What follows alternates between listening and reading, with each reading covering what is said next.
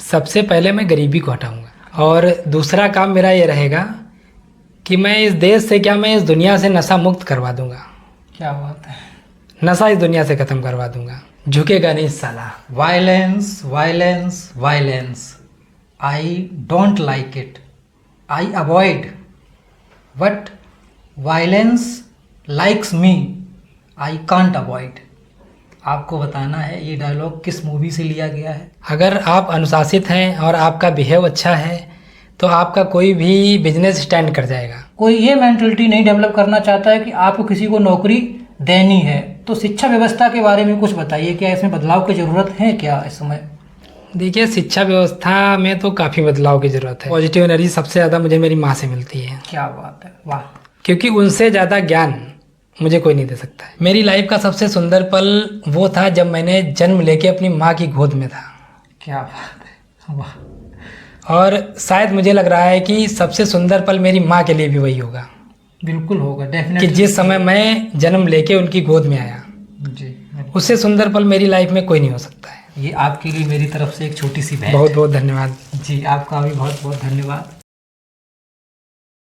जय हिंद दोस्तों, I hope आप सभी लोग बहुत अच्छे होंगे। दोस्तों, स्वागत है आपका द शिवम शो के इस खास एपिसोड पर। और आज के जो हमारे स्पेशल गेस्ट हैं वो हैं प्रदीप जी। और इनके बारे में अगर मैं आप लोगों को बताऊं तो ये विश्व हिंदू परिषद के एक सदस्य हैं और एक बिजनेसमैन भी हैं, बहुत अच्छे। कम्युनिकेशन स्किल इनका बहुत ज़्यादा अच्छा है, लोगों को डील करने की क्वालिटी भी इनके अंदर बहुत बेटर है और समाज में बहुत अच्छे अच्छे काम भी ये करते रहते हैं। सोशल वर्क करना इनको ज़्यादा पसंद है। तो आज आप लोगों को इस वीडियो के माध्यम से इनकी जो क्वालिटी हैं, जो इनके हुनर हैं, वो आप लोगों को सब एक एक करके पता चलेंगे। और इनको मूवी देखने का भी बहुत ज़्यादा शौक है, तो आप लोगों को इस वीडियो के माध्यम से मूवी के भी बारे में बहुत सारी जानकारी मिलने वाली है। ओवरऑल ये जो पूरा का पूरा एपिसोड है, इसमें आपको एजुकेशन प्लस इंटरटेनमेंट दोनों चीज़ें भरपूर मिलेंगी और आप लोग इसे खूब एंजॉय करेंगे, क्योंकि इसमें बहुत सारी बातें हुई हैं। तो आप लोग इसे खूब एंजॉय करिएगा और इसे जितना हो सके शेयर करिएगा अपने दोस्तों के साथ। तो लेट्स स्टार्ट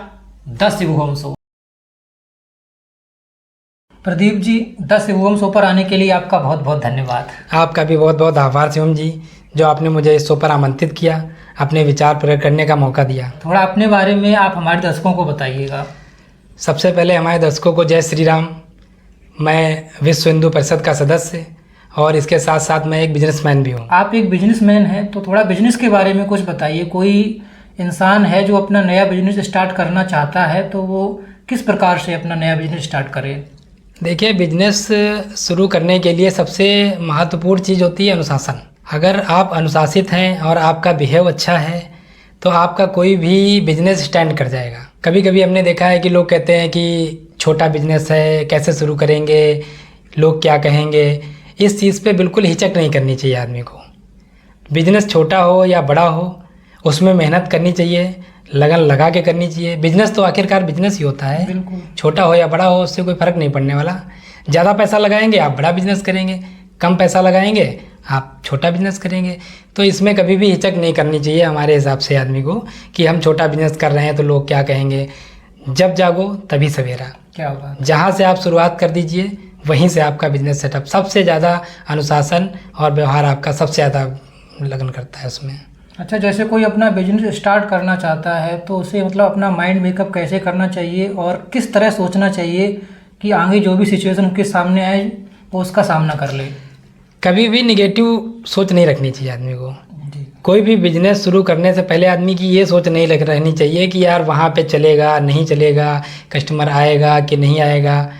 शुरू करने से पहले आदमी को पॉजिटिव सोच रखनी चाहिए कि मैं कर सकता हूँ इसको, ओके, मैं ही करूँगा इसको। चलने ना चलने का तो एक कस्टमर पे रहता है, पर मैं करूँगा इसको, 100% इसको आगे ले जाऊँगा, ये मन में होना चाहिए। अपने अंदर कॉन्फिडेंस होना चाहिए कि नहीं, मैं इसको करूँगा, करके दिखाऊँगा। अच्छा, फिर भी अगर किसी के दिमाग में नेगेटिव पॉइंट आ जाए तो उससे ओवरकम कैसे किया जाए?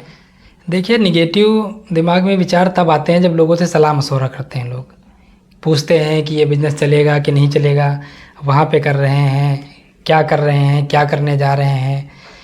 और वो लोगों के रिव्यू जो रहते हैं, लोग बताते हैं कि अरे यार वहाँ तो ऐसा है, वहाँ तो मार्केट ही नहीं है, आप कैसे करोगे, ये तो छोटा बिजनेस है, आप कैसे करोगे। तो उन सब लोगों के विचारों को, ऐसा नहीं कि लोगों के विचार सुनने नहीं चाहिए, सुनने चाहिए, पर पॉजिटिव वे में ही रखना चाहिए। किसी के निगेटिव विचारों को अपने आप में धारण नहीं करना चाहिए कि चले, उसको खुद पे भरोसा रखना चाहिए कि मैं ये काम कर पाऊँगा कि नहीं। कहने वाले, निगेटिव विचार देने वाले तो बहुत कुछ करते हैं, और समस्याएं तो बिजनेस में लगी ही रहती हैं। बिल्कुल। समस्याओं को फेस करने के लिए अपने अंदर पूरी ताकत रखिए आप। अच्छा, जब अपना बिजनेस स्टार्ट किया था तो क्या क्या समस्याएं आपके सामने आई थी, कैसे आपने स्टैंड किया अपना बिजनेस? मैंने जब बिजनेस शुरू किया था तो लोगों ने कहा यहाँ चल नहीं पाएगा, यहाँ लड़के बहुत आते हैं, यूनिवर्सिटी के लड़के बहुत रहते हैं, लड़ाई झगड़ा करते रहते हैं, इतने खुले बंद हो गए, पर यहाँ पे बिज़नेस संभव नहीं है। बहुत लोगों ने कहा, पर हमने कहा ठीक है, बिजनेस है, हम कर रहे हैं, हमारे अंदर है ताकत कि हाँ उतना हम कर सकते हैं। हमारा बिहेव अच्छा रहेगा, लोग हमें फर्जी थोड़ी उलझने आ जाएंगे हमसे। लोगों का बिहेव अच्छा रहता है, आस पड़ोस के लोगों से व्यवहार अच्छा रहता है, स्वतः बिजनेस चल जाता है, आपका अनुशासन अच्छा रहता है। आपने जब अपना बिजनेस स्टार्ट किया था तो आपको क्या क्या स्ट्रगल फेस करने पड़े थे? बिजनेस शुरू करने के लिए देखिए, सबसे पहले होता है पैसा, कि सबसे प्रायोरिटी होती है पैसे की, कि पैसा कहाँ से आए। सबसे पहला फेस करना पड़ा था पैसे के लिए, कि घर वालों ने पैसा दिया नहीं था, वो चाहते थे पढ़ाई करें, अभी और पढ़ाई करें। कम पैसे में, कम समय में हम लोगों ने बिजनेस सेटअप डाला था। घर वाले कहते थे कि अभी पढ़ाई करो, अभी बिजनेस कहाँ शुरू करोगे, ये वो फलाना। तो जैसे कि सबके घर वाले बोलते रहते हैं कि बिजनेस, उनको सिक्योरिटी होती है नौकरी में, पर हमें लग रहा था कि 2-3 बार एग्ज़ाम दिया कि नहीं वो क्वालिफाई हो रहा है, तो अब कुछ सेल्फ का ही शुरू किया जाए। तो वहाँ पे घर वालों की भी दिक्कतें थी, वो भी मना कर रहे थे, मोहल्ले वाले भी क्या करने लगा, अभी तो पढ़ाई कर, अभी ये सब कहाँ से चक्कर में पड़ गया, अभी उम्र ही क्या है। पर ये सब देखते हुए हमने ठान ली थी कि मुझे बिजनेस ही करना है, आगे चल के ही बिजनेस करना है, तो क्यों ना हमें कम उम्र से ही शुरू करनी पड़े। फिर हम लोगों ने अपना शुरुआत से बिजनेस डाल दिया। अच्छा, जैसे जब आपके घर वाले आपसे ये कह रहे थे कि अभी आप जॉब की तरफ जाइए, ये बिजनेस की तरफ मत जाइए, तो उस समय आपने अपने आप को मैनेज कैसे किया? देखिए, हर आदमी को अपनी स्ट्रेंथ पता होती है कि मैं किस में क्या कर पाऊँगा। मुझे लग रहा था कि नौकरी आगे शायद मुश्किल है हमारे लिए, मीडियम जगह से पढ़ा हुआ था, तो मुझे लग रहा था नौकरी आगे के लिए बहुत कठिन है, बिजनेस में ज़्यादा सर्वाइव कर पाऊँगा। तो मैंने अपना माइंड मेकअप उसी हिसाब से बना लिया था कि मुझे बिजनेस ही करना है आगे। जैसे कि इस समय के जो युवा हैं ज़्यादातर गवर्नमेंट जॉब की तरफ जाते हैं, तो इस पर आपकी क्या राय है कि उन्हें गवर्नमेंट जॉब की तरफ जाना चाहिए या फिर अपने बिजनेस पे फोकस करके कोई अपना काम शुरू करना चाहिए? क्या आपको लगता है? देखिए, गवर्नमेंट जॉब एक विकल्प नहीं है, क्योंकि गवर्नमेंट जॉब कम निकलती हैं। हमारे यहाँ युवा पढ़ा लिखा बहुत ज़्यादा है।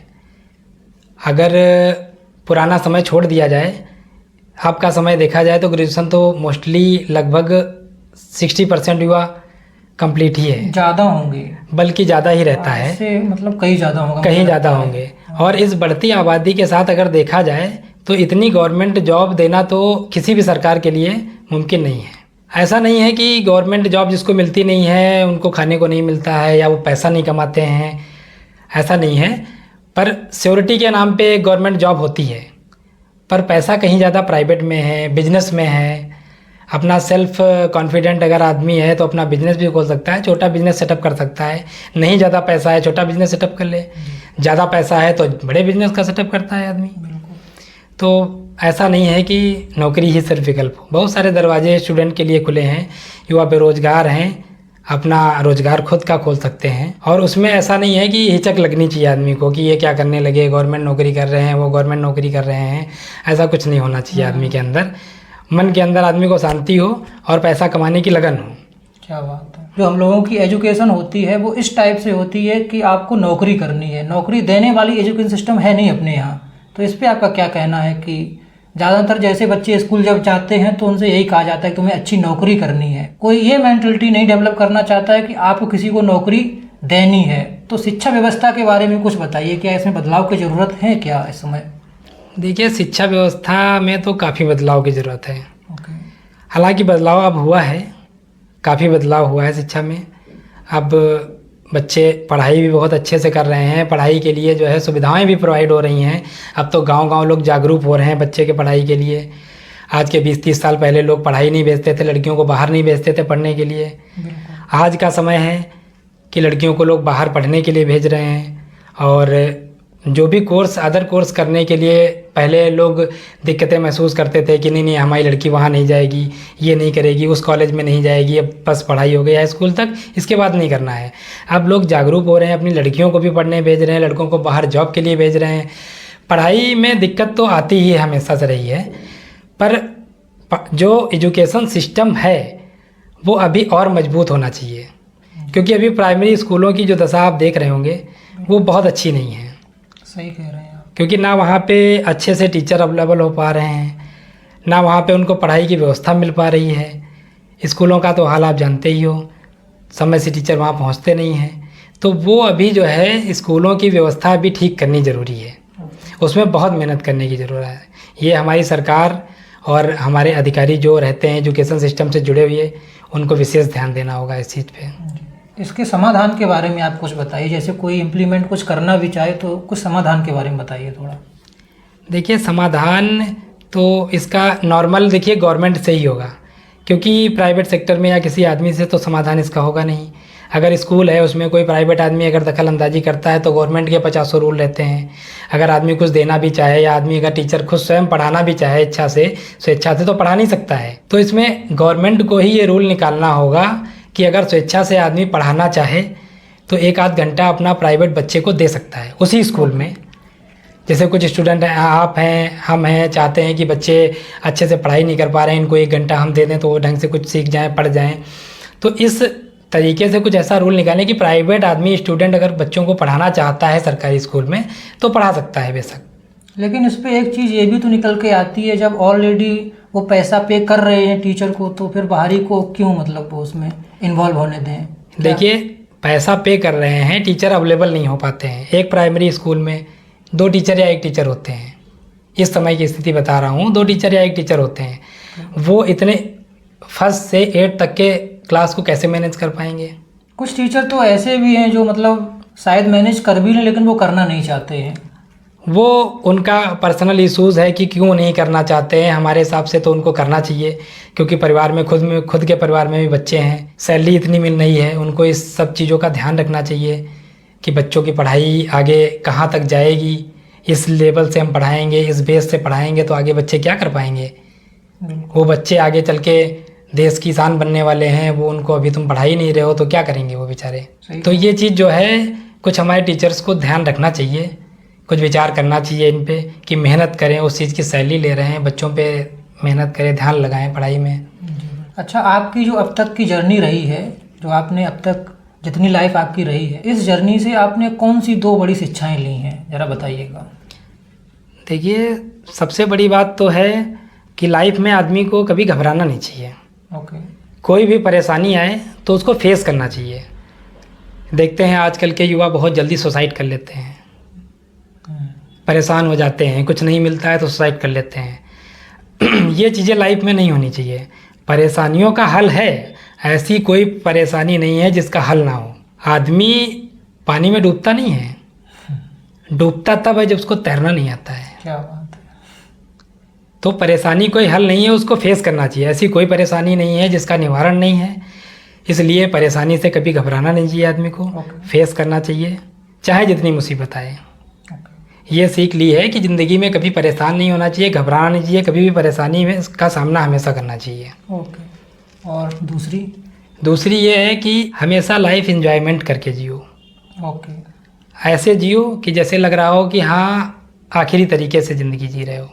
मेहनत करो, एंजॉयमेंट करो, लाइफ में एंजॉयमेंट बहुत ज़रूरी है। बिल्कुल, जैसा कि ये गाना है, जिंदगी का हर पल ऐसे जियो जैसे कि आखिरी हो। जी बिल्कुल सत्य कहा आपने कि जैसा कि गाना है, ज़िंदगी का हर पल ऐसे जियो जैसे कि आखिरी हो।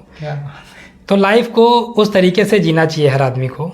मेहनत करनी चाहिए, सारा काम बिजनेस करना चाहिए, पर एंजॉयमेंट कहीं ना कहीं एक कोने में ज़रूर रहना चाहिए। उदासीनता नहीं होनी चाहिए लाइफ में। जैसे कि सपोज करिए आपको एक ऐसी पावर मिल जाती है जिसका यूज़ करके आप कोई भी 2 कार्य कर सकते हैं, तो आप उस पावर का इस्तेमाल करके कौन से 2 कार्य करेंगे? पावर से क्या आशय है? जैसे कोई संवैधानिक पद, मुख्यमंत्री या प्रधानमंत्री, या दैवीय शक्ति कोई? पावर से मेरा मतलब ये है कि जैसे कि पहले के जो टीवी सीरियल्स हम लोग देखते थे ज़्यादातर, उनमें क्या होता था, भगवान की तपस्या करते थे तो भगवान प्रकट होते थे और कहते थे कि मैं तुम्हें ये वरदान देता हूँ। तो मेरा आशा ये है कि भगवान आपके सामने प्रकट हुए हैं और उन्होंने आपसे कहा है कि प्रदीप जी आप कोई भी 2 कार्य कर सकते हैं, तो आप वो 2 कौन से कार्य करेंगे? सबसे पहला कार्य तो मेरा ये रहेगा कि सबसे पहले मैं गरीबी को हटाऊंगा। ओके। जो गरीब लोग हैं, मैं रोड पे निकलता हूँ, देखता हूँ कुछ लोग बहुत ही ज़्यादा गरीब लोग हैं। तो सबसे पहले इक्वलिटी तो मैं नहीं ला सकता हूँ, लेकिन गरीबी को सबसे पहले मिटा दूंगा। और दूसरा काम मेरा ये रहेगा कि मैं इस देश से, क्या मैं इस दुनिया से नशा मुक्त करवा दूंगा। क्या बात है। नशा इस दुनिया से ख़त्म करवा दूंगा। ओके। तो आपने 2 काम बताए हैं कि पहला तो आपने बताया कि मैं गरीबी दूर कर दूंगा जी। और दूसरा आपने बताया है कि मैं ये जो भारत है नशा मुक्त कर दूंगा। भारत क्या, पूरी दुनिया को नशा मुक्त कर दूंगा, क्योंकि ये पूरी दुनिया में बहुत अच्छे से पसार चुका है पैर अपना। हर युवा आजकल परेशान है इस चीज़ से। मोस्टली युवा जो है नशे के लत से लग चुका है, तो मैं नशे को बिल्कुल ख़त्म कर देना चाहूँगा। अच्छा, अभी आपने इसमें बोला था कि मैं समानता तो नहीं ला सकता, तो मेरा एक क्वेश्चन है, आपको ये पावर ही दी जा रही है, आप कोई भी 2 काम कर सकते हैं, तो आप समानता क्यों नहीं ला सकते हैं? देखिए, कर तो सकता हूँ मैं। अगर मान लो हर आदमी को इक्वल कर दूंगा तो हमारा सिस्टम कैसे चलेगा? कुछ लोग, जैसे कुछ लोग हमारा काम करते हैं, कहीं मैं जाता हूँ आटा पिसाता हूँ, कहीं मैं जाता हूँ सब्जी लेने जाता हूँ, कहीं दूध लेने जाता हूँ। अगर मैंने इक्वलिटी कर दी, बिल्कुल सबको बराबर कर दिया, तो मैं दूध कहाँ से लाऊंगा? क्योंकि वो भी पैसे वाला है। तो मैं सब्जी कहाँ से लाऊंगा? क्योंकि वो भी पैसे वाला है। Excellent point. तो मैं आटा कहाँ से पिसाऊंगा? क्योंकि वो चक्की को छोड़ के वो तो मैं बराबर आ जाएगा। क्या? तो मुझे तो खाने के लाने लग जाएंगे। इक्वलिटी तो नहीं लाई जा सकती है, पर गरीबी को हटाया जा सकता है। अच्छा, कोई प्लान है आपके पास गरीबी को हटाने का? कैसे हटाएंगे आप? रोजगार के जरिए जो है गरीबी खत्म हो सकती है।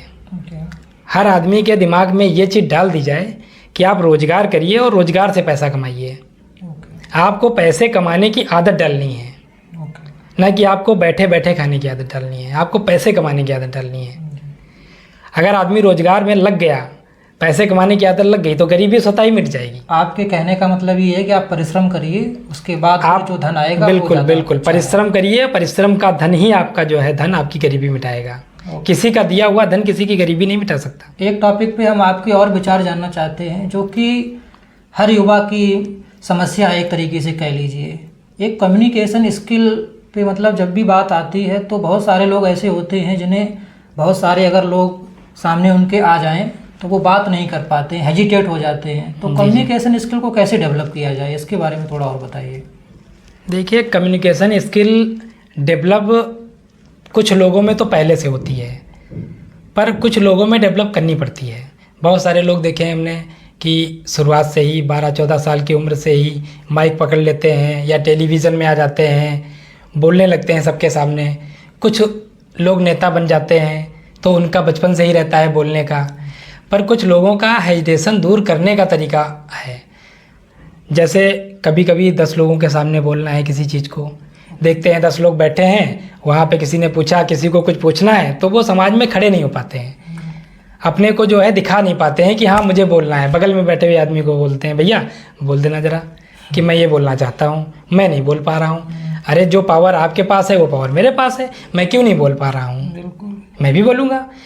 अगर आज आप 5 लोगों में बोले हैं, कल आप 10 लोगों में बोलेंगे, परसों आप 1000 लोगों के सामने बोलेंगे। अगर आप 10 लोगों के सामने नहीं बोल पा रहे हैं तो आप 1000 लोगों के सामने एकदम खड़े नहीं हो पाएंगे, कभी नहीं हो पाएंगे। आपको हेजिटेशन दूर करने के लिए 10 लोगों के सामने बोलना पड़ेगा। सबसे पहले तो आपको परिवार के सामने आपको बोलना पड़ेगा। आप अपनी फैमिली के सामने बोलिए कि मैं ये चाहता हूँ, मैं वो करता हूँ। जब तक आप अपनी फैमिली के सामने सवाल नहीं रखेंगे तब तक वो पूरा कैसे करेंगे? वहाँ से आप निकलेंगे, गली मोहल्ले में लोगों के सामने आप बोलिए, आपकी हेजिटेशन इस तरीके से दूर होगी। कभी कभी आप आईने को सामने रख दीजिए, उसके सामने आप बोलने की कोशिश करिए। इस तरीके से आप हेजिटेशन दूर कर पाएंगे, तभी आप जो है पूरी तरीके से 100 या 1000 लोगों के सामने बोल पाएंगे। अदरवाइज़ आप एक साथ खड़े होंगे, कभी भी ऐसा नहीं कर पाएंगे। या बचपन से सीखा हो कुछ लोग नेता बन जाते हैं, वो लोग अपना सीख लेते हैं ओके, कि हाँ उनका काम ही वही बोलना है। बिल्कुल। बाकी आपको अगर एजिटेशन ख़त्म करना है तो सबसे पहले 10 लोगों के सामने, 20 लोगों के सामने बोलना पड़ेगा। ओके, आपने जो मतलब एक सबसे अच्छा पॉइंट ये बताया है कि अगर आप नहीं बोल पाते हो तो आप शुरुआत कर सकते हैं एक मिरर से। मिरर से आप सामने मतलब अपने मिरर रख लीजिए, अपने आप से बात अपने आप से आप बात करिए। सबसे पहले तो आप अपने आप से बात करिए, तभी आप बात कर पाएंगे। शुरुआत यहाँ से कर शुरुआत आप करिए और कोशिश करिए। हाँ, आप अगर कोशिश नहीं करेंगे तो फिर बेकार है। बिल्कुल। फिर आप परिवार के मेंबर्स के साथ बोलिए। फिर आप परिवार के मेंबर के साथ बोलिए। अच्छा, आप एक चीज़ और बताइएगा मुझे, ये थोड़ा पर्सनल क्वेश्चन है। जी जी। क्या आपको मूवीज देखना पसंद है? हाँ बिल्कुल पसंद है, बहुत पसंद है। जी, तो आपको सबसे अच्छी मूवी कौन सी लगती है? सबसे अच्छी मूवी अब तक की हमारे लाइफ में बॉर्डर मूवी है। ओके, ये मूवी आपको क्यों पसंद है, इसके बारे में और थोड़ा बताइए। क्योंकि इसमें देशभक्ति का वो जुनून दिखाया गया है कि देख के आदमी को जोश आ जाता है। ओके, किरदार बहुत बढ़िया निभाया है लोगों ने। ओके, जैसे रियल हीरो हमारे आर्मी के करते हैं उस तरीके का किरदार निभाया गया है।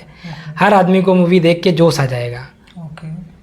इसलिए ये मूवी बहुत पसंद है। इसके सॉन्ग्स को भी आप सुनेंगे अगर, तब भी आपको जोश आ जाएगा। अच्छा, आपको इस मूवी में सबसे अच्छा किरदार किसका लगा? सबसे अच्छा किरदार मुझे सनी पाजी का लगा है। ओके, क्यों लगा?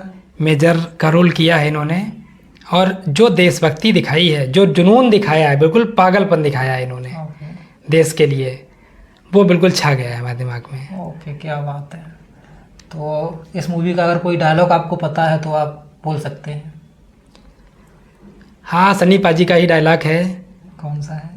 सनी पाजी सामने पाकिस्तान की तरफ देख रहे होते हैं और वहाँ के लोग गोलियों से निशाना लगाए होते हैं, वहाँ की सेना। तो पीछे से हमारे ही सैनिक बोलते हैं, लग रहा है मेजर साहब को जान प्यारी नहीं है। तो मेजर साहब का उधर से जवाब आता है कि मेजर साहब को वतन से ज़्यादा जान प्यारी नहीं है। क्या बात है, वाह। आपका फेवरेट एक्टर कौन सा है? फेवरेट एक्टर हमारे अक्षय कुमार जी हैं। अक्षय कुमार जी आपके फेवरेट एक्टर क्यों हैं? क्योंकि वो सामाजिक मूवी बनाते हैं। ओके, सामाजिक मुद्दे उठाते हैं, जैसे एयरलिफ्ट हो गई, पैडमैन हो गई। जिस मुद्दे को कोई सोचना भी नहीं चाह रहा, बताना नहीं चाहता है, उसको वो पर्दे पे लेके आए, क्या बात। समाज को जागरूक किया कि इन चीज़ों से लेके हमारा समाज अच्छा हो सकता है। ओके, तो इस वजह से मुझे बहुत प्रभावित करते हैं और बहुत पसंद है। ओके। तो आपसे मेरा एक और इसी पे क्वेश्चन है, अभी जैसे कि अक्षय कुमार की मूवियाँ ज़्यादातर जो आ रही हैं वो लगातार फ्लॉप जा रही हैं, तो इसके ऊपर थोड़ा और बताइए। देखिए, एक टाइम पीरियड होता है और एक किरदार होता है। ओके, जैसे एक किरदार में आदमी को देख लेता है दर्शक, तो वो सोचता है कि अब ये इस किरदार में ही मुझे नज़र आए। ओके, और अगर उसके विपरीत आप किरदार करते हैं तो वो हजम नहीं हो पाता है पब्लिक को, बिल्कुल सही। और वो सोचता है कि अब ये ओवर कर रहे हैं। इस वजह से दर्शकों ने जो है कुछ मूवी रिजेक्ट की हैं, क्योंकि वो चाहता है कि सामाजिक मुद्दे, देशभक्ति, इस टाइप की टॉपिक को उठा के वो मूवी बनाए। अभी उन्होंने सम्राट पृथ्वीराज भी मूवी बनाई थी, वो भी फ्लॉप चली गई। सम्राट पृथ्वीराज जी देखिए एक बहुत महान योद्धा थे। बिल्कुल, आप भी जानते हैं, हम लोग जानते हैं, सब पूरे भारतवर्ष की जनता जानती है कि वो बहुत ही महान योद्धा थे। कुछ उस प्रकार वो किरदार को गढ़ नहीं पाए, क्योंकि फिजिकली रूप से भी वो उस पर प्रभावित नहीं हो पाए और दर्शकों के बीच में जगह नहीं बना पाए। कुछ कमियां भी रह गईं, इस वजह से मूवी को किसी ने पसंद नहीं किया। अच्छा, उसमें ऐसा मतलब कई लोगों का ये भी कमेंट आ रहा था कि जो इन्होंने मूछें लगाई हैं बिल्कुल नकली लग रही हैं, कि मूछें ऐसा लग रहा है अलग से लगा दी गई हो। हाँ, तो ये तो रहता है, क्योंकि किरदार अगर आपके अंदर से झलकता है कि ये किरदार स्वतः आपने निभाया है और बाहर निकल के आ रहा है, उस किरदार में प्रभावित करते हैं पब्लिक को, दर्शकों को। अगर आप डुप्लीकेसी करते हैं उस चीज़ में तो ये दर्शकों को पसंद नहीं आता है। नेचुरली और नेचुरली चीज़ें हैं, उस चीज़ की, उस टाइप की कदकाठी को इन्होंने उठाया नहीं वहाँ पे। ऐसा नहीं होता है कि हर एक्टर हर किसी का बायोपिक कर पाए, ऐसा संभव नहीं होता है। सही कह रहे हैं। एक एक्टर कर तो सब कुछ लेता है, पर हर एक किरदार में वो फिट बैठ जाए, ऐसा नहीं संभव होता है। और हमेशा फिट बैठा रहे, ऐसा तो बिल्कुल संभव नहीं होता है। अक्षय कुमार की जो मूवी अभी तक फ्लॉप हुई हैं, तो इसका एक रीज़न यही बताया जा रहा है कि इन्होंने एक गुटखे का प्रचार कर दिया था बीच में, तो इसलिए बताया जा रहा है कि उसका इम्पैक्ट पड़ा है। आपको क्या लगता है, क्या उसका इम्पैक्ट पड़ा है? हाँ, कहीं ना कहीं तो उसका असर दिखने को मिला है। अगर 30% भी दर्शक इस चीज़ को मानते हैं तो भी फिल्म पर इम्पैक्ट पड़ता है। बिल्कुल। और मुझे नहीं लगता कि इस टाइप के ऐड इन लोगों को करना चाहिए, क्योंकि ये हमारे आदर्श होते हैं, ये अभिनेता होते हैं। जो पर्दे पे दिखाते हैं उसको हम लोग उतारते हैं ज़मीन पे। बिल्कुल सही कह रहे हैं। जो चीज़ें वहाँ पे दिखाते हैं उस चीज़ को हमने अपनी सामाजिक लाइफ में लेते हैं हम लोग। अगर तंबाकू गुटखे का ऐड करते हैं तो हमारी युवा पीढ़ी तो तंबाकू गुटखा ही खाएगी ना।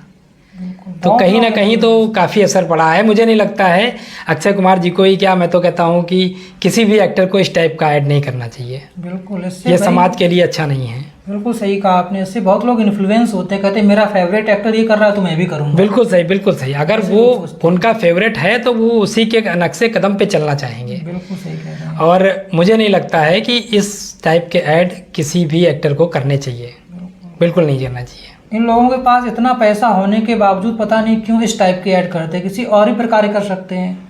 हाँ, मेरे जानने में एक चीज़ आ रही है इस समय कि सचिन तेंदुलकर को भी एक ऐसा ही कोई ऐड करने के लिए, मतलब बहुत ज़्यादा, शायद 15-20 करोड़ रुपए उन्हें ऑफर करे गए थे, तो उन्होंने साफ इनकार कर दिया था कि मैं इस प्रकार का ऐड नहीं कर सकता हूँ, चाहे कुछ भी हो जाए। बिल्कुल बिल्कुल, सचिन तेंदुलकर जी हमारे क्रिकेट के भगवान हैं। बिल्कुल, वो तो है ही। वो बिल्कुल कभी ऐसा नहीं करेंगे। और जैसे सोनू सूद जी को भी आप देख लो, उन्होंने भी एक ऐड ठुकरा दिया था। ओके। काफ़ी पैसा मिल रहा था लेकिन नहीं किया था। ओके, तो ये चीज़ सीखनी चाहिए सचिन तेंदुलकर से। बिल्कुल आप बिल्कुल पैसा बिल्कुल। और भी तरीके से कमा सकते हो, यही क्यों एक माध्यम बना रहे हो जिससे एक युवा वर्ग के ऊपर मतलब बहुत गलत उसके ऊपर प्रभाव पड़ता है इस चीज़ का। बिल्कुल, इस चीज़ को सोचना चाहिए और इसको अपनाना चाहिए कि इस टाइप के ऐड या इस तरीके का कोई सामाजिक कार्य ना करें जिससे दर्शकों पे या हमें युवा पीढ़ी पे असर पड़े, गलत तरीके से वो जाए उधर। ये जितने भी एक्टर हैं जो गलत तरीके के ऐड करते हैं, जैसे कि मान लो कि गुटखे का ऐड करते हैं या फिर किसी और भी जो ऐसी हानिकारक चीज़ें हैं इनका ऐड करते हैं, तो ऐसे एक्टर के लिए आपका क्या मैसेज है, आप बोलिएगा ज़रा। देखिए, ऐसे एक्टर से मेरी यही अपील है कि ये जो गलत तरीके के ऐड हैं, सिगरेट के हो गए, तंबाकू के हो गए, या गलत तरीके की मूवी जिससे हमारे समाज को गलत मैसेज जाता है, इस टाइप की मूवी नहीं करना चाहिए। पैसे तो बहुत अच्छी तरीके से आप कमा सकते हैं, कहीं से भी कमा सकते हैं, पर युवाओं की ज़िंदगी बर्बाद करके नहीं कमा सकते आप। अगर आप नशा को रोक नहीं सकते हैं तो आप नशे को बढ़ावा भी नहीं दे सकते हैं। यही आपसे विनती रहेगी। तो मेरी भी आप सभी लोगों से, जितने भी एक्टर्स हैं गलत तरीके के ऐड करते हैं, आपसे मेरा निवेदन है कि इस तरह के आप लोग भी ऐड मत करिएगा जी। आपने अभी एक बात करी थी जी कि जो अक्षय कुमार हैं ये ऐसी मूवियाँ बनाते हैं जो समाज की कुरीतियाँ होती हैं उनको दर्शाते हैं। तो आपको क्या लगता है कि इस समय समाज में क्या ऐसी कोई कुरीति है जिसका ख़त्म होना ज़रूरी है? जैसे कि पहले के समाज में एक कुरीति हुआ करती थी, जैसे कि सती प्रथा थी, तो इस समय आपको क्या लगता है कि समाज में ऐसी कौन सी कुरीति है जिसका ख़त्म होना आवश्यक है? बहुत सुंदर क्वेश्चन किया है आपने। देखिए, काफ़ी कुरीतियाँ तो हमारे समाज में हैं जिनको ख़त्म करने की ज़रूरत है। पहले पूर्वजों का मानना था उनके टाइम पे कि हाँ ये सही है, पर ये समाज के लिए हितकर नहीं है, इसमें सामाजिक द्वंद्व हो जाता है। इस वजह से कुछ कुरीतियों को हटाना बहुत ज़रूरी है। जैसे कि हमारे समाज में धार्मिक चला आ रहा है कि बेजुबान जानवरों की बलि दी जाती है। तो मुझे नहीं लग रहा है कि किसी बेजुबान जानवर की बलि देके किसी को कोई सिद्धि प्राप्त करनी हो तो ये ज़रूरी है। इस प्रथा को हमारे हिसाब से बंद कर देना चाहिए। काफ़ी मंदिरों में देखा होगा आपने, आज भी वो चलता आ रहा है कि बेजुबान जानवर की बलि दी जाती है। पर किसी बेजुबान जानवर की बलि दे के आप अगर अपना काम करवा रहे हो, आप अगर अपना भगवान से कुछ मांग रहे हो, तो ये गलत हुआ। तो इसको हमारे हिसाब से बंद कर देना चाहिए। ये बिल्कुल नहीं समाज में होना चाहिए। बिल्कुल, बहुत अच्छी विचारधारा है आपकी। और कुछ कुरीतियाँ हैं, जैसे हमारे यहाँ विधवाओं को कुछ हीन भावना से देखा जाता है। उनके लिए कुछ समाज में अच्छा मैसेज होना चाहिए लोगों के लिए कि विधवा हो गई हैं तो अब शादी नहीं कर सकती हैं, विधवा हो गई हैं तो अब वो ये नहीं खा सकती हैं, विधवा हो गई हैं तो वो नहीं पहन सकती हैं। उनको भी जो है जीने का अधिकार चाहिए। बिल्कुल, उनको भी समान अधिकार चाहिए। विधवा हुई है ना, उन्होंने अपनी जान थोड़ी दे दी है। क्या बात है, वाह। तो इस हिसाब से इस कुरीति को भी हमारे समाज से अलग करना चाहिए, और ये हम सब भी लोग कर पाएंगे। इसमें कोई गवर्नमेंट का ये नहीं है कि इसको बंद कर दो, उसको बंद कर दो। ये हमारा समाज लेके चलता है इन सब चीज़ों को, कि हीन भावना से देखता है। ये विधवा है तो उसको इस तरीके से देखो, ये नहीं है तो उसको इस तरीके से देखो। तो ये समाज में एक बहुत बड़ी कुरीति है। सही कहा आपने। इसको दूर करना चाहिए और उनके स्तर को उठाना चाहिए। जो इंसान मतलब चला गया वो तो चला ही गया, जो इंसान चला गया वो चला गया है, उसके बारे में क्या। लेकिन जो अब रह गया है, 1 साल शादी का हुआ है, 2 साल शादी का हुआ है, पूरी ज़िंदगी उसको बितानी है, तो वो कैसे बिताएगा। सही कहा आपने। तो इस वजह से इस कुरीति को भी हमारे समाज को दूर करना चाहिए, उसको अच्छे नज़रिए से देखना चाहिए। क्या बात है। और उनको सहायता देनी चाहिए। बिल्कुल, उनका सपोर्ट करना चाहिए, ना कि उनको डिमोटिवेट करके नीचे गिराएं। बिल्कुल बिल्कुल। वो परेशान तो ऑलरेडी होती ही हैं कि इनकी लाइफ में आगे क्या करना है। क्योंकि अपने धर्म में ये होता है, शादी एक बार होती है। बहुत ही रेयर केस में कुछ होता है तो शादी आदमी 2 कर सकता है, अदरवाइज 4 शादियाँ तो नहीं हो सकती हैं। तो इसलिए उनको जो है हेल्प करनी चाहिए मुझे। बिल्कुल। और जबकि ऐसा मतलब पुरुषों के केस में ऐसा इजली हो जाता है कि पुरुष की अगर वाइफ अगर नहीं रहती है तो वो आराम से शादी कर लेता है। घर वाले ही सपोर्ट करते हैं। घर वाले सपोर्ट करते हैं, तुम कर लो। तो थोड़ा सा इक्वलिटी कहीं ना कहीं देनी चाहिए। बिल्कुल। क्योंकि आजकल समाज में औरतों की बहुत ज़्यादा दशा ऊपर उठी है। बिल्कुल, पहले से बहुत ज़्यादा ऊपर उठ गई है। तो इस हिसाब से हर चीज़ को हमारे समझ में कि उसको ऊपर उठाना चाहिए। उस चीज़ को भी लेके उसका लेवल भी उसको ऊपर करना चाहिए समाज को। आपने बहुत ही अच्छे दोनों पॉइंट रखे हैं। पितृसत्तात्मक जो सोच है वो शुरुआत से चली आ रही है, तो इसके ऊपर आपका क्या मानना है, क्या आपकी विचारधारा है। ये जो पितृसत्तात्मक सोच थी, इसके तहत एक चीज़ सबसे ज़्यादा निकल के आती थी कि स्त्रियों को बहुत ज़्यादा दबाया जाता था। तो इस पर आपके क्या विचार है। बिल्कुल सही कहा आपने। ये पहले के समय में ऐसा होता था, अक्सर औरतों को दबाया जाता था, उनके विचारों को कोई नहीं पूछता था, वो क्या करना चाहती हैं ये कोई नहीं पूछता था। एक मुखिया घर का होता था, वो आदेश देता था कि ये करना है तो बस करना है। पर आज के समय में ऐसा कुछ नहीं है। घर में हर एक सदस्य से उसकी जानकारी ली जाती है, उसके विचारों को पूछा जाता है। लड़कियां आज चांद पे हैं, ट्रेन चला रही हैं, पायलट बन गई हैं। तो ये समाज बदलाव हुआ है, इस वजह से लड़कियां तरक्की कर रही हैं। लड़कियों को लोग आगे निकालना चाह रहे हैं, औरतों को लोग ऊपर निकालना चाह रहे हैं। आजकल की तौर पे जो है 30% औरतें ही नौकरी करती हैं ऑफिसों में, सरकारी हो गई या प्राइवेट हो गए। तो वो विचार अब बदले हैं। पहले तो ये होता था, लेकिन उसमें काफ़ी विचार में बदलाव आया है और लोग कर भी रहे हैं, करना भी चाहिए और ये ज़रूरी भी है। अगर घर की लड़की कुछ करना चाहती है तो उसको करने देना चाहिए और उसको रोकना नहीं चाहिए। बिल्कुल सही कहा आपने। और इस समय जो सबसे मतलब देश का जो सबसे बड़ा पद है उस पर भी एक स्त्री ही बैठी हैं। हाँ बिल्कुल सही है। आप देखिए देश का सबसे बड़ा पद है और स्त्री विराजमान है, तो इस हिसाब से एक मैसेज मिलता है। बिल्कुल। तो हर किसी को मतलब पूरी फ्रीडम देनी चाहिए। पूरी फ्रीडम देनी चाहिए। ये नहीं कि तुम अगर लड़की हो तो तुम घर से बाहर नहीं निकलोगे। बिल्कुल बिल्कुल बिल्कुल। ये चीज़ें नहीं होनी चाहिए। और पहले के ज़माने में भी वेदों में ने भी कहा है, कहावत बिल्कुल उसमें एक वेदों ने भी कहा है कि जहाँ पे नारी की पूजा होती है वहीं देवता विराजमान होते हैं। क्या बात है, बहुत अच्छी विचारधारा है आपकी। और मेरा तो ये मानना है कि आप लोग जितना ज़्यादा स्त्रियों को सम्मान दोगे उतना बिल्कुल बिल्कुल बिल्कुल बिल्कुल। अच्छा, हम लोग एक टॉपिक पे बात कर रहे थे, मूवी वाले टॉपिक पे। तो आपने अपना फेवरेट एक्टर तो बता दिया है, क्या आपकी कोई फेवरेट एक्ट्रेस भी है क्या, और है तो कौन सी है। जी बिल्कुल। कौन सी है। मेरी फेवरेट एक्ट्रेस जो है वो हेमा मालिनी जी हैं। ओके, क्यों आपको पसंद है हेमा मालिनी जी।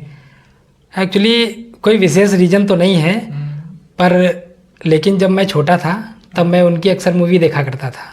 अच्छा। और उस समय ड्रीम गर्ल के नाम से जो है वो जानी जाती थी। हाँ बिल्कुल। तो ये शब्द जो होता है ना, कभी कभी बच्चों के आगे कुछ ऐसे शब्द आ जाते हैं जिनसे प्रेम हो जाता है उनको। बिल्कुल। तो ये शब्द मुझे बहुत पसंद आ गया और मैंने सोचा कि ये कौन सी एक्ट्रेस है जिसको ड्रीम गर्ल के नाम से जाना जाता है। फिर मैंने इनकी मूवी देखी, लोगों से जानकारी ली, हाँ यही है।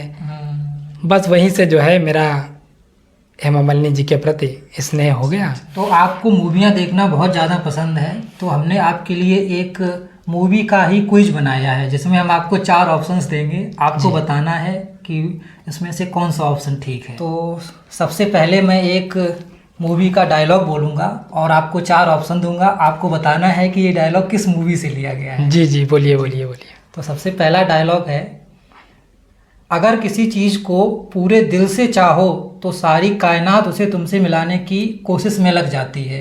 ये डायलॉग किस मूवी से लिया गया है? 4 ऑप्शन मैं आपको देता हूँ। सबसे पहला ऑप्शन है DDLJ यानी कि दिल वाले दुल्हनिया ले जाएंगे। दूसरा ऑप्शन है मोहब्बतें। तीसरा ऑप्शन है ओम शांति ओम। और चौथा ऑप्शन है हम तुम्हारे हैं सनम। तो इसमें से कौन सा करेक्ट है, आप बताइएगा।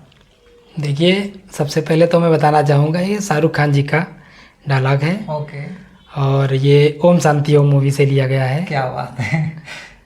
बहुत ही सुंदर डायलॉग है ये और आजकल ट्रेंड भी कर रहा है। ट्रेंड तो बहुत ज़्यादा कर रहा है जी। तो आपको क्या लगता है इस डायलॉग में कितनी सच्चाई है? अगर आप किसी चीज़ को पूरे दिल से चाहो तो क्या पूरी कायनात उसे मिलाने में आपकी हेल्प करती है क्या? बिल्कुल बिल्कुल, बहुत ही अच्छा डायलॉग लिखा गया है और बोला भी गया है और इसमें सच्चाई भी है। ओके। किसी चीज़ को आप अगर दिल से करोगे तो वो ज़रूर ही आपको मिलेगी, सच्चाई यही है। तो आपने बहुत ही अच्छा आंसर दिया और बिल्कुल करेक्ट आंसर है आपका ये। Thank you. ओम शांति ओम से ही लिया गया है। तो आपने अभी यहाँ पे प्रूव कर दिया कि आपको मूवी देखना वाकई पसंद है। तो चलिए अब अपने नेक्स्ट क्वेश्चन पे मूव ऑन करते हैं। तो दूसरा क्वेश्चन आपके लिए ये है, जो नायक मूवी आई थी इसमें अभिनेता का किरदार किसने निभाया था? 4 ऑप्शन मैं आपको देता हूँ। जी। नंबर फर्स्ट है अजय देवगन, नंबर सेकंड है अनिल कपूर, और नंबर थर्ड है शाहिद कपूर, और नंबर फोर्थ है अमिताभ बच्चन। तो आपके अनुसार नायक मूवी में अभिनेता का किरदार इनमें से किसने निभाया था, आप बताइए। अनिल कपूर जी ने निभाया। क्या बात है, वाह। आपको मतलब सारे क्वेश्चन पता हैं, इसका मतलब मूवी में थोड़ा इंटरेस्ट है तो थोड़ा जानकारी भी है, इसीलिए मैंने आपके लिए ये वाला स्पेशली क्विज रखा है। जी थैंक यू थैंक यू। तो थर्ड क्वेश्चन में मूव ऑन करते हैं। जी जी। एक मूवी जो आई थी बहुत ज़्यादा प्रचलित हुई थी, पुष्पा। तो ये जो पुष्पा मूवी है इसकी जो अभिनेत्री हैं वो कौन सी थी? इसमें अभिनेत्री का किरदार किसने निभाया था? 4 ऑप्शन मैं आपके सामने रख रहा हूँ। पहला ऑप्शन है रश्मिका मंदाना, दूसरा ऑप्शन है कीर्ति सुरेश, तीसरा ऑप्शन है पूजा हेगड़े, और चौथा ऑप्शन है श्रुति हसन। तो आपको क्या लगता है कि जो पुष्पा मूवी आई थी उसमें किसने एक्ट्रेस का किरदार निभाया था? रश्मिका मंदाना जी हैं। क्या बात है। अच्छा, ये जो मूवी है पुष्पा, इसका कोई डायलॉग अगर आपको याद हो तो बोलिएगा अपनी स्टाइल में ज़रा। जी, एक डायलॉग है अल्लू अर्जुन जी ने बोला था, ओके। झुकेगा नहीं साला। क्या बात है, वाह। आपने तो पूरा अल्लू अर्जुन के तरीके से बोल दिया। ये डायलॉग आपको कैसा लगा? बहुत ही फेमस डायलॉग हुआ था, ट्रेंडिंग में भी रहा, अच्छा लगा डायलॉग। सब लोग यही बोला करते हैं, मैं झुकेगा नहीं साला। और सच्चाई भी यही है, अगर सच्चाई में हो तो झुकना भी नहीं चाहिए। बिल्कुल 100% ट्रू लाइन है। अगर आप मतलब सही हैं अपनी जगह, सही है तो आपको आप झुकना नहीं झुकेगा चाहिए। कभी, बिल्कुल झुकना भी नहीं चाहिए। अगर आप झुकेंगे ना तो लोग समझेंगे कि आप गलत हो। आप गलत हो, आप गलत होगे तभी आप झुकोगे। जी। आपने ये मूवी देखी थी पुष्पा क्या? हाँ हाँ, देखी थी मूवी, बहुत अच्छी। 2 बार देखी है, बहुत अच्छी अरे मूवी वाह, है। क्या बात है। थोड़ा हट के स्टोरी दिखाई गई है, वही लव स्टोरी वगैरह छोड़ के कुछ अलग से दिखाया गया है। इसमें अलग मैसेज मिलता है इन सब चीज़ों को, इस मूवी को देख के तो काफ़ी अच्छी लगी थी मूवी। और इसमें सबसे बड़ी बात ये दिखाएगी कि अगर आप मतलब वाकई सक्सेसफुल होना चाहते हो तो आपका माइंडसेट उसी तरफ होना चाहिए। आप इधर उधर ज़्यादा दिमाग मत दौड़ाइए, सीधा फोकस करिए, आप सक्सेसफुल होंगे। बिल्कुल बिल्कुल बिल्कुल जी। अच्छा, एक और मेरे पास क्वेश्चन है आपके लिए। एक डायलॉग ही है जी, आपको बताना है कि वो डायलॉग किस मूवी से लिया गया है। तो डायलॉग कुछ इस प्रकार है, violence violence violence, I don't like it, I avoid, but violence likes me, I can't avoid. आपको बताना है ये डायलॉग किस मूवी से लिया गया है। मैं आपको 4 ऑप्शन दूंगा। सबसे पहला ऑप्शन है पुष्पा, और दूसरा ऑप्शन है KGF 2, तीसरा ऑप्शन है बाहुबली, और चौथा ऑप्शन है PS2। तो किस मूवी से ये डायलॉग लिया गया है? KGF 2 से। क्या बात है, अरे वाह। काफ़ी फेमस डायलॉग रहा है, काफ़ी फेमस डायलॉग रहा, जी इस वजह से ट्रेंडिंग में है तो याद भी है। जी। मूवी भी देखी है, अच्छी मूवी है। अच्छा, अगर आपको इन दोनों मूवी में से कोई एक मूवी चुननी हो, पुष्पा और केजीएफ, तो आप किसे चुनेंगे? आपकी फेवरेट कौन सी होगी इनमें से? देखिए, मेरी तो फेवरेट पुष्पा होगी। तो ये क्वेश्चन वाला जो राउंड था, आपने हर क्वेश्चन का सही आंसर दिया है। इसके लिए मैं आपको बाद में गिफ्ट दूंगा। अभी थैंक यू। क्वेश्चन और थैंक हैं उस पर हम लोग बात करेंगे। उसके बाद जी, आपको एक उपहार देंगे, क्योंकि आपने सारे के सारे क्वेश्चन बिल्कुल सही जवाब दिए थैंक यू। हैं। क्या बात है। अच्छा, मेरा आपसे एक और क्वेश्चन है। ये जो सोशल मीडिया है, ये कैसे इम्पैक्ट कर रही है ह्यूमन लाइफ को? इसके बारे में थोड़ा और बताइएगा ज़रा। Good question. देखिए, सोशल मीडिया इतना ज़्यादा इस समय डेवलप है। हम लोग अगर देखें तो 2 दशक पहले सोशल मीडिया का कहीं नाम नहीं था। सोशल मीडिया के नाम पे कुछ नहीं था। सोशल मीडिया एक स्टैंड है, आगे बढ़ने का एक रास्ता है। गांव-गांव तक सोशल मीडिया पहुंची है, गांव-गांव के लोग आगे जा रहे हैं, गांव-गांव तक जानकारी पहुंचती है। लड़के छोटी छोटी जगह से निकल के बाहर आते हैं सोशल मीडिया के ज़रिए। सोशल मीडिया हमारी लाइफ को इतना आगे बढ़ा दिया है सोशल मीडिया ने कि बच्चे बहुत तरक्की कर रहे हैं। ये एक हिसाब से अगर देखा जाए तो तकनीकीकरण का बहुत बड़ा माध्यम है। ओके। अच्छा, ये जो सोशल मीडिया मतलब था तो पहले भी, लेकिन लोग जागरूक नहीं थे इसके बारे में ज़्यादा। लोग जागरूक नहीं थे और कुछ सिस्टम की कमी थी, कुछ चीज़ों की कमी थी। जैसे कि इंटरनेट हो गया या मोबाइल हो गया या टीवी हो गई, लोगों के पास उस चीज़ों की कमी थी। इस वजह से लोग जागरूक नहीं हो पा रहे थे। ना मोबाइल था, ना इंटरनेट था। किस तरीके से आज इंटरनेट सस्ता है, घर घर गांव-गांव मोबाइल है, घर घर गांव-गांव इंटरनेट है।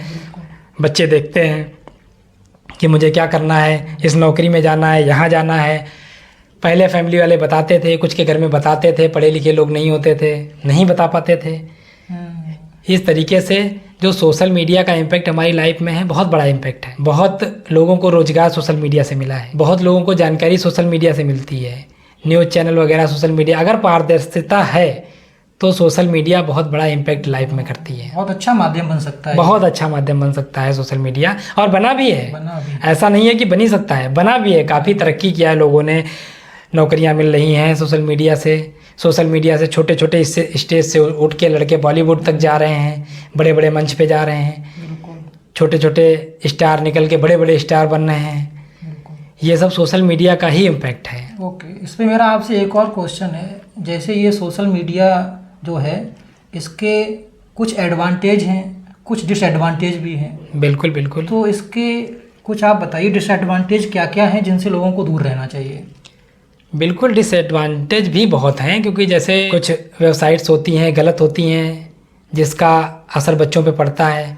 नहीं चलनी चाहिए, पर वो इंटरनेट के माध्यम से चल रही हैं। ये उसका एक डिसएडवांटेज हो गया। और अकॉर्डिंग टू रिपोर्ट अगर मैं बात करूं, जो अभी कुछ समय पहले रिपोर्ट आई थी, तो वो साइट ज़्यादा चलती हैं।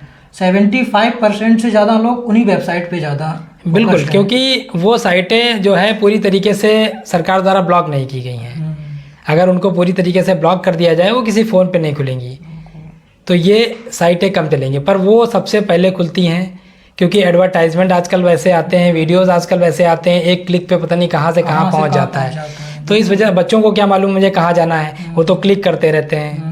सही कह। उन्होंने क्लिक किया, साइट खुल के आ गई, दूसरे पे क्लिक किया, साइट खुल के आ गई। जबकि बहुत सारी साइटें सरकार ने बैन कर दी हैं। फिर भी काफ़ी साइटें हैं, वो तो रोज़ बनती रहती हैं। वेबसाइट्स हैं, वीडियोस हैं, वो रोज़ बनते रहते हैं। कहीं ना कहीं जो है इसका डिसएडवांटेज बहुत बड़ा है। और इंटरनेट के माध्यम से बहुत से लोगों का अकाउंट से पैसा चोरी हो जाता है OTP बता के, तो ये भी एक डिसएडवांटेज है। तो इसमें जो है ये सरकार को कुछ इसके लिए करना चाहिए। अब वो मेन चीज़ ये है कि सरकार इस पे करे भी तो क्या, उसने कई सारी वेबसाइट अगर उसने बंद की हैं, तो क्या क्या लोगों ने और सारी वेबसाइट खोल दी। तो ये तो जागरूकता समाज के लोगों में आए तो ज़्यादा बेटर मुझे लगता है। जी जी, बिल्कुल सही आपने कहा है। ये समाज में जागरूकता आनी चाहिए, क्योंकि बच्चे क्या कर रहे हैं, बच्चे क्या देख रहे हैं, उनको देखना चाहिए, सुनना चाहिए कि बच्चे अगर मोबाइल 2-2 4-4 घंटे चला रहे हैं तो उस पर क्या देख रहे हैं। ये पेरेंट्स की जिम्मेदारी है, हम लोगों की जिम्मेदारी है कि अपने घर में देखें कि किस तरीके से बच्चे देख रहे हैं, क्या देख रहे हैं। बिल्कुल सही आपने कहा है। लेकिन इससे भी अगर थोड़े और डीप में जाएं तो मुझे लगता है कि सबसे पहले जो माँ बाप हैं वो अपने अंदर सुधार करें। क्योंकि कई सारे माँ बाप ही ऐसे होते हैं जो गलत तरीके की चीज़ें देखते हैं और बच्चे उनसे ही सीख लेते हैं। बिल्कुल सही है, बिल्कुल सही है। अगर आप घर पे मोबाइल पे देख रहे हैं, हिस्ट्री में है, तो कभी न कभी आपके सामने वो खुल जाएगा। बच्चे मोबाइल ले रहे हैं तो उनसे भी खुल जाएगा, तो ये गलत है। पहले सबसे पहले पेरेंट्स अपने आप को सुधारें, जी घर में बड़े लोग सुधारें।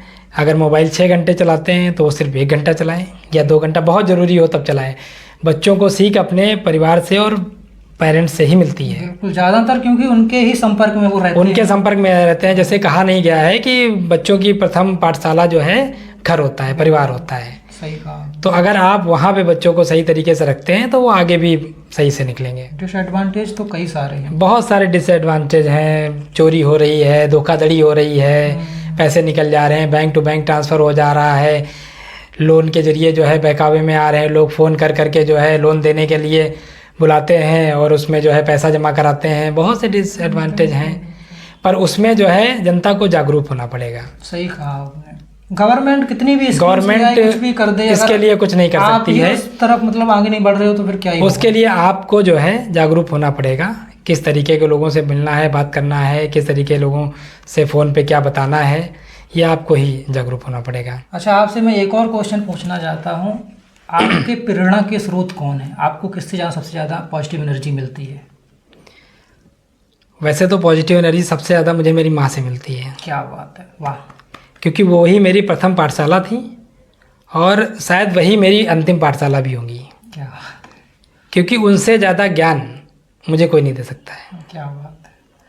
आप अपनी माँ की एक सबसे महत्वपूर्ण सीख हमारे दर्शकों के साथ साझा करिए जो उनकी लाइफ में एक पॉजिटिव इम्पैक्ट क्रिएट करे। माता जी का कहना है कि आप अन्याय के साथ कभी मत खड़े रहो, सदैव न्याय के साथ खड़े रहो। चाहे जो हो जाए, पर न्याय के साथ ही रहना है और धर्म के साथ ही रहना है। ना धर्म छोड़ना है और ना अन्याय करना है किसी के साथ, और ना अन्याय होते हुए देखना है। तो ये बहुत ही सुंदर विचार लगा। आज तक उसको मैं फॉलो भी कर रहा हूँ। मैं अन्याय देख भी नहीं सकता हूँ और अधर्म के साथ जा भी नहीं सकता हूँ।